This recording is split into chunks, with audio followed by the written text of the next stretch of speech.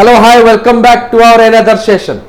Dear learners, today we will discuss about the business law का जो आपका block 5 subject matter है, cell of goods, right. ये cell of goods क्या है और उसके अंदर कितने यूनिट्स है, उसके बारे में आज के क्लास में हम डिस्कस करने वाले हैं, right.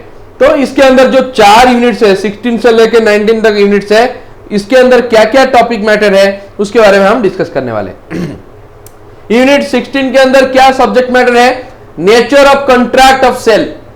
Nature of contract of sale ये क्या है, इसका मतलब क्या समझ में आ रहा है? अगर हम सेल ऑफ गुड्स पढ़ रहे हैं जिसका एक्ट है 1930, सेल ऑफ गुड्स एक्ट, मैं अभी रिसेंटली लास्ट वीडियोस में बताया, sale of goods act is 1930, right. तो उसके अंदर मेंशन किया गया है, अगर पहला पॉइंट आएगा आपका nature of contract of sale, nature क्या है कॉन्ट्रैक्ट ऑफ सेल का, राइट। तो हम पहले बोलेंगे, एग्जांपल के थ्रू बताएंगे आपको, A is a person, B also is a person, right. A B को ऑफर किया एक कार ₹5 लाख में, राइट। तो बी क्या किया, उस ऑफर को एक्सेप्ट किया। यह है ऑफरर, यह है एक्सेप्टर। यहां पे ए ऑफर किया, बी इसको एक्सेप्ट किया और उसके बदले उसको पैसा दिया, कार लिया, पैसा दिया। इन दोनों के अंदर क्या हुआ? कंसिडरेशन, राइट, मतलब समथिंग इन रिटर्न हुआ, राइट। तो इस टाइप ऑफ एक्टिविटीज को हम क्या बोलेंगे सर? इस टाइप ऑफ एक्टिविटीज को हम कॉन्ट्रैक्ट ऑफ सेल बोलेंगे, राइट। क्यों कॉन्ट्रैक्ट ऑफ सेल बोलेंगे? बिकॉज यहां पे सर गुड्स का सेलिंग होता है कि नहीं? गुड्स क्या है? कार है, तो कार का सेलिंग होता है। जैसे कि ए बी को कार सेल कर रहा है ऑन ₹5 लाख में, और बी उस कार को एक्सेप्ट कर रहा है 5 लाख दे के। तो इसका मतलब इन दोनों के अंदर कॉन्ट्रैक्ट ऑफ सेल क्रिएट हुआ। तो जब मैं बोला था लास्ट वीडियोस में sale of goods act 1930 mention हुआ था, उसका मतलब क्या था? जब हम सेलिंग करेंगे और परचेजिंग करेंगे, उसके अंदर इस एक्ट के अंदर मेंशन है क्या क्या चीजें हो सकता है, क्या क्या क्राइटेरिया आ सकता है। इसी टाइप ऑफ एक्टिविटीज हम यूनिट 16 के अंदर पढ़ेंगे, जो nature of contract of sale. उसके अंदर क्या है? Describe the meaning of a contract of sale. क्या मीनिंग है कॉन्ट्रैक्ट ऑफ सेल का? And its essential and distinguishes sale from an agreement. कैसे वो एग्रीमेंट के थ्रू डिस्टिंग्विशेस होगा। And hire purchase agreement. What do you understand by hire purchase? Hire purchase किसको बोलेंगे? अगर यहां पे इंस्टॉलमेंट वाइज पेड हो रहा है और जब लास्ट इंस्टॉलमेंट पेड हो जाएगा तब इस गुड्स का पोजीशन चेंज हो जाएगा बी के नाम पे, उसको हम क्या बोलेंगे? Hire purchase. फिर से बोल रहा हूं, ए बी को कार दे रहा है 5 लाख में, लेकिन बी 5 लाख तुरंत ही नहीं दे पा रहा है। बोला कि सर मैं इंस्टॉलमेंट वाइज आपको पैसा दूंगा। ए का एक इंस्टॉलमेंट सेगमेंट क्रिएट किया गया, 5 इंस्टॉलमेंट के अंदर ये 5 लाख प्रोवाइड करेगा। कौन? बी। तो इस समय बी क्या किया कि ये 5 लाख, 1 लाख ये हर इंस्टॉलमेंट के थ्रू भरता गया, हर इंस्टॉलमेंट में 1 लाख भरता गया। जब उसका लास्ट इंस्टॉलमेंट हो जाएगा तब उसका कार का पोजीशन और ओनरशिप टोटली ट्रांसफरेशन उसके नाम पे हो जाएगा। तो इसी एक्टिविटीज को हम बोलेंगे क्या? Hire purchase. क्लियर? तो हायर परचेज एग्रीमेंट होता क्या है? And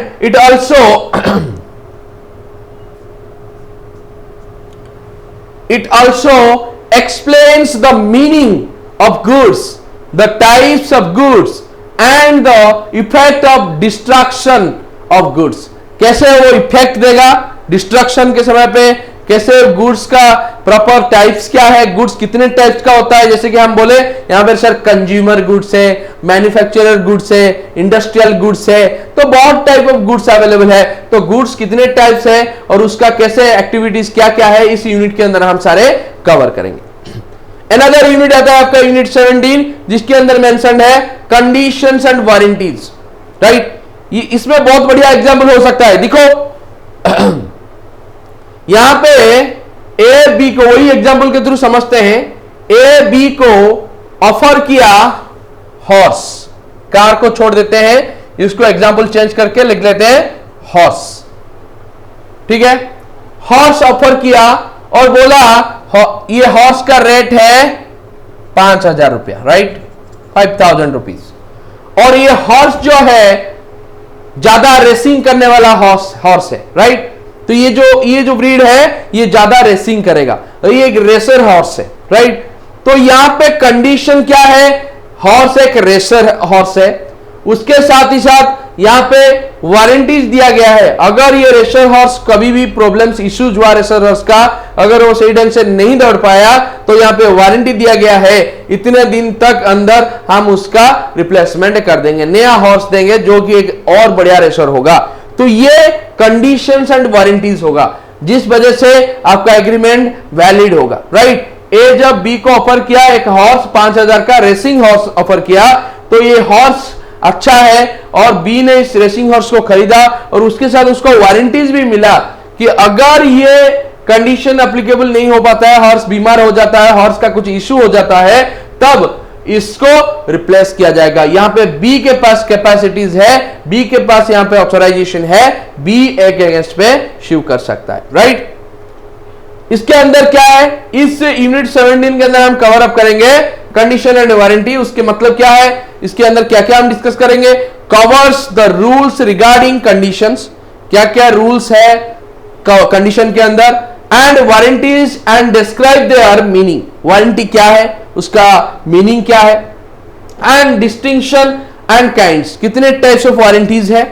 It also explain the circumstances under which the breach of a condition is treated as a breach of warranty.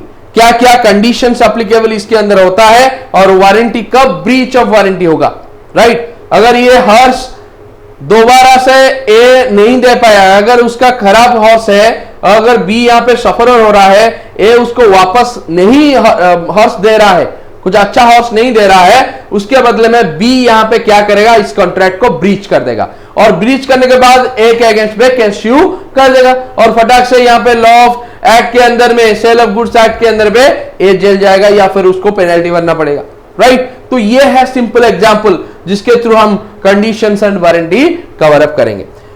Another unit आपका है यूनिट 18, जो आपका यूनिट है transfer of ownership and delivery.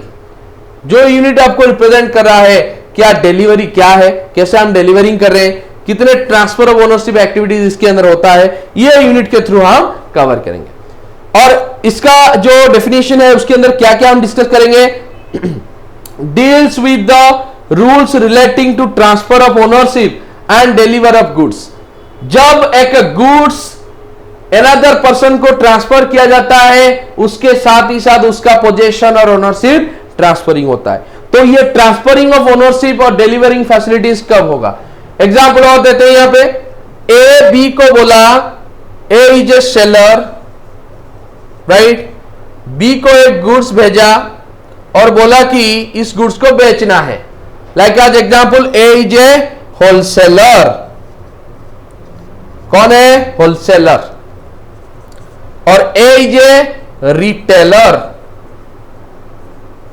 Clear that, A is a wholesaler, B is a retailer. ये दोनों ही businessman है। Wholesaler ने रिटेलर को बोला मैं गुड्स सेंड कर रहा हूं, उस गुड्स को बेचना है। तो इसका मतलब जब होलसेलर बेच दिया और रिटेलर उस गुड्स को एक्सेप्ट किया, उसी समय ही उस रिटेलर के पास ओनरशिप आ गया। तो उस टाइप ऑफ एक्टिविटीज को हम क्या बोलेंगे, ओनरशिप एंड डिलीवरी। एक बार तो डिलीवरी भी हो गया और ट्रांसफर ऑफ ओनरशिप उसके हाथ में आ गया। समझ में आया। अनदर पॉइंट, यूनिट 19 के अंदर क्या है, rights of an unpaid seller. Unpaid seller किसको बोलेंगे हम, बहुत ही आसानी एग्जांपल है यहां पे। भाई साहब ए जो महोदय है यहां पे और बी महोदय, दोनों ही महाशय है यहां पे। ए बी को किसी भी टाइप ऑफ गुड्स सेल किया, क्या किया, गुड्स सेल किया, राइट, ऑन रुपीज 1000 रुपीज में, राइट, 1000 रुपीज 1000 में ए बी को गुड्स सेल किया। बी क्या किया, गुड्स को ले लिया लेकिन उसका पैसा नहीं दिया। समझ में आया कि नहीं, ए बी को गुड्स ऑफर किया 1000 रुपीज का और बी उससे गुड्स ले लिया लेकिन 1000 रुपीज नहीं दिया, तो यहां पे बी डिफॉल्टर हुआ और ए यहां पे क्या है, ऑनपेड सेलर बन गया। मतलब ये जो सेलर है, ए इज ए सेलर, क्योंकि ये सेल किया है बी को, तो ये जो सेलर है उसको अभी तक पैसा नहीं मिला है, जिसको हम क्या बोलेंगे, ऑनपेड सेलर। समझ में आया? अगर आप किसी भी प्रोडक्ट को बेच रहे हो किसी भी कस्टमर को, जब तक आपको कस्टमर पैसा नहीं दे रहा है तो आप अनपेड सेलर बन जाओगे।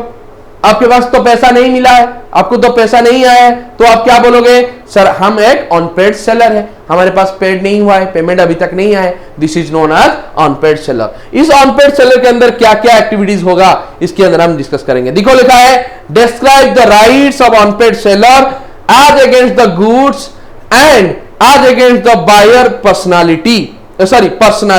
It also discusses the rules relating to the action sales। इतने टाइप ऑफ टॉपिक्स हम डिस्कशन करने वाले हैं इस यूनिट के अंदर। तो ये जो 4 यूनिट्स है उसके अंदर जो भी टॉपिक मैटर है, जो भी चैप्टर मैटर है, उसके बारे में हम एक एक वीडियो आपको छोड़ेंगे। तो उससे पहले आपको क्या करना है, लाइक शेयर एंड सब्सक्राइब करना है लर्न टू डेवलप चैनल को। Thank you. आज के क्लास के लिए इतना, नेक्स्ट क्लास को अगले बात हम करेंगे, ठीक है।